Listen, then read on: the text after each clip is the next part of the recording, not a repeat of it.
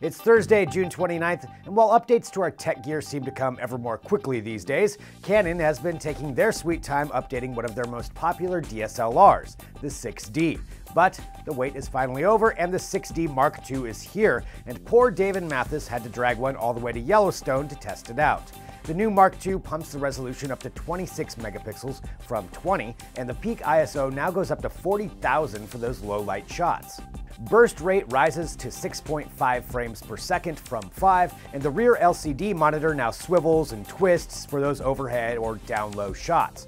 Very nice. But the 6D Mark II is missing one thing many photographers want in a DSLR these days: 4K video. It still shoots in 1080p HD, sure, but these days that may be short of the mark for some. Is the Canon 6D Mark II worth the 5-year wait? Check out our hands-on review at the link.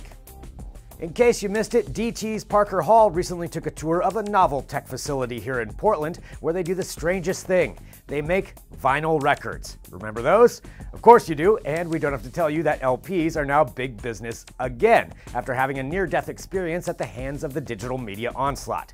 Now comes news that one of vinyl's original nemesises, Sony, is, you guessed it, getting back into the vinyl business. Yep, the same company that originally drove a stake into vinyl's heart with the Walkman, CD players, mini disc player, and the digitization of their giant music catalog is going to spool up a new facility to make stacks of wax, and they're even pulling in some vintage personnel to make it all sound just right. When was the last time Sony made a real record? 1989. Oh, and what to play those blues and Elvis LPs on? A cool new Sony turntable, of course. Look for Sony's first new record to appear in your local record store, or online, of course, next year. You can get that turntable right now for $400. And we couldn't let the day go by without mentioning the obvious. Today is indeed the 10th anniversary of Steve Jobs' reveal of the original Apple iPhone.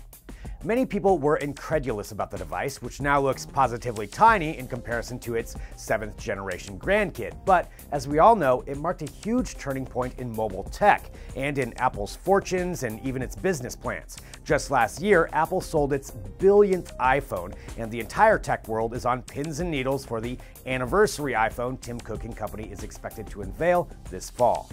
We dug around in DT's digital attic and found our original review of the first iPhone, which includes the video of Steve revealing the device with his usual flair. We miss you, big guy. Check out the original review and all the rumors about the upcoming iPhone at the links below. And of course, we've got more tech news at digitaltrends.com or on our Facebook page and YouTube channel. And be sure to check out our podcast, Trends with Benefits, live today, 2:30 p.m. Pacific time, where we'll be talking more about the iPhone. Thanks for watching. See you tomorrow.